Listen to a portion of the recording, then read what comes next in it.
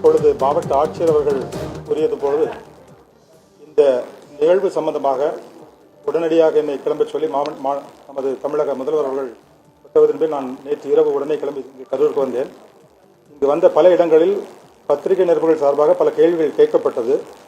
அதில் முதலாவதாக எதற்காக இந்த பகுதியை நீங்கள் தேர்ந்தெடுத்தீர்கள், இதற்கு முன்னால் கொடுக்கப்பட்ட பகுதியை ஏன் நீங்கள் அவங்களுக்கு பர்மிஷன் கொடுக்கலன்னு கேட்டாங்க. இதில் சொல்லக்கூடிய மேட்டர் என்னன்னா 23/9 அன்று ஃபர்ஸ்ட் ஒரு பெட்டிஷன் கொடுக்குறாங்க. அந்த பெட்டிஷனில் அவங்க கேட்டது லைட் ஹவுஸ் ரவுண்டானா அப்படிங்கிற பகுதியை கேட்குறாங்க. அந்த லைட் ஹவுஸ் ரவுண்டானா ஒரு ஹை ரிஸ்க் பிளேஸ். ஆக்சுவலி நீங்கள் பார்த்தீங்கன்னா அந்த ரவுண்டானா போய் பார்த்தீங்கன்னா உங்களுக்கு தெரியும். ஒரு பக்கம் ஒரு பெரிய பெட்ரோல் பங்க் இருக்குது, அடுத்த பக்கம் ரைட் சைடில் நீங்கள் பார்த்தீங்கன்னா நம்ம அமராவதி ரிவர் இருக்குது, பெரிய பிரிட்ஜ் போகுது. அந்த இடத்துல இந்த மாதிரி ஒரு டென்ஸ் க்ரௌடை போய் நம்ம அதில் போய் பேக் பண்ணி அதை கண்டக்ட் பண்ணுறது ஒரு மிக கஷ்டமான ஒரு சூழ்நிலை. அதை பார்த்த உடனே ஒரு ரிஜெக்ஷன் ப்ரொசீஜர் தயார் பண்ணிட்டாங்க காவல் நிலையத்தில். அது கொடுக்கும் பொழுது அவங்க ரொம்ப இன்சிஸ்ட் பண்ணி அடுத்தது கேட்டது, அடுத்த நாள் அவங்க கேட்டது பொண்ணுங்களுக்கு ஹையர் அந்த ரவுண்டானில் கொடுங்க, இல்லைனா உழவர் சந்தை அதில் கொடுங்கன்னு சொல்லி கேட்டுக்கிறாங்க. அந்த உழவர் சந்தை மைதானம் அந்த இடமும் கொஞ்சம் குறுகலான இடம். அதுலேயும் இது மாதிரி ஒரு டென்ஸ் க்ரௌடை நம்ம பேக் பண்ணி வச்சு நம்ம கண்டக்ட் பண்ணுறது மிகவும் கடினம். அப்போ சொல்லும்போது தான் இப்போது ஒரு கட்சியில் சார்பாக இப்போ அந்த வேலாயுதத்தில் கண்டக்ட் பண்ணும்போது சுமார் ஒரு 12,000 15,000 பேர் நடத்திருக்காங்க. அது ஒரு அப்ரூவ்ட் பிளேஸ். அந்த பிளேஸ்ல நீங்க நடத்திக்கலாம்னு சொல்லி காவல்துறை சஜஷன் கொடுத்துருக்காங்க. அதை முதல்ல அவங்க வேண்டாம்னு சொல்லிட்டு அவங்களே அப்ரூவ் பண்ணி அவங்களே பெட்டிஷன் அவங்களே கொடுத்து அதை 26 அன்றைக்கு அந்த பெட்டிஷன் கொடுத்து அவங்களே அன்றைக்கி ஆர்டர் வாங்கிடுறாங்க. இதை பொறுத்த வரைக்கும் இது நம்ம தமிழக கட்சிக்கழகம் அந்த மெம்பர்ஸ் யார் பெட்டிஷன் கொடுத்தாங்களோ அவங்கள்ட்ட பேசி அவங்கள்ட்ட சொன்னதுக்கு அப்புறம் தான் நம்ம அப்ரூவல் கொடுத்து அந்த பர்மிஷன் நம்ம கொடுத்தோம். அடுத்ததாக பலர் கேட்டது காவல்துறையின் எண்ணிக்கை நீங்க ரொம்ப மிக குறைவாக போட்டுக்கலாம்னு சொல்லி கேட்டாங்க. அதாவது பொதுவாகவே நம்ம ஒரு கிரௌடு நம்ம அசஸ் பண்றோம்னா அது நாங்கள் ஒரு ஸ்கேல் எடுப்போம். அதாவது ஒரு லூஸ் கிரௌட்னா அந்த இடத்துல ஒரு 10 ஸ்கொயர் ஃபீட்ல ஒரு ஆள் நிக்கலாம். அடுத்து ஒரு ஸ்டாண்டிங் கிரௌட்னா ஒரு 6 to 7 ஸ்கொயர் ஃபீட்ல ஒரு ஆள் நிக்கலாம். ஒரு டென்ஸ் கிரௌட் அதெல்லாம் ஒரு 4.5 to 5 ஸ்கொயர் ஃபீட்ல ஒரு ஆள் நிக்கலாம். ஸோ இது நம்ம கால்குலேட் பண்ணி பார்க்கும் பொழுது அதே மாதிரி அந்த கிரௌடுடைய கேரக்டர் ஒரு low risk, moderate, high risk, இது மாதிரி பல கேட்டகரிஸ் இருக்குது. பொதுவாகவே ஒரு லோ ரிஸ்க் கிரௌடுனா ஒரு போலீஸ்மேன் ஃபார் 250 to 300 பீப்புள், அதான் லோ ரிஸ்க் கொடுக்கக்கூடிய பந்தோபஸ்து. அடுத்ததாக மாடரேட் ஸ்கேல் இருந்ததுன்னா 1 policeman for 100 to 150 people. High ரிஸ்க்னா 1 போலீஸ்மேன் ஃபார் 50 பீப்புள். இங்கு 27ஆம் தேதி நடந்த நிகழ்வுக்கு அவங்க கொடுத்த பந்தோபஸ்த் 500 காவல் அதிகாரிகள், மாவட்ட காவல்துறை கண்காணிப்பாளர் மற்றும் 3 ADSPs,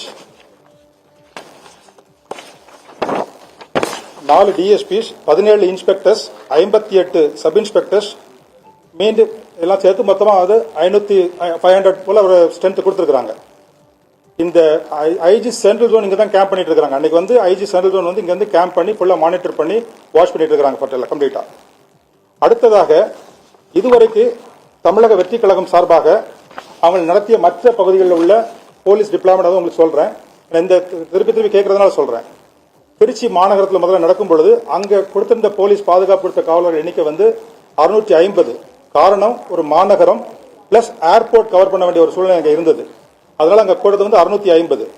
அடுத்ததாக அரியலூர் மாவட்டத்தில் மொத்தம் கொடுத்த காவலர்களுடைய எண்ணிக்கை 287.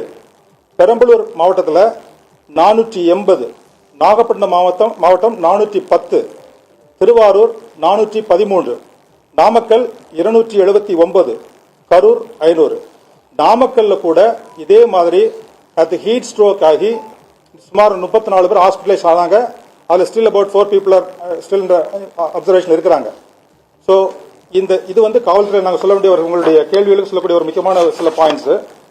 அடுத்ததாக இந்த ஆம்புலன்ஸ் எங்கிருந்து வந்துன்னு சொல்லி கேட்டிருக்காங்க. ஒன் ஆஃப் த கண்டிஷன்ஸ் கொடுக்கும் பொழுது போதிய ஆம்புலன்ஸ் வசதிகள் ஏற்பாடு செல்ல வேண்டிய கண்டிஷன்ல கொடுத்திருந்தாங்க.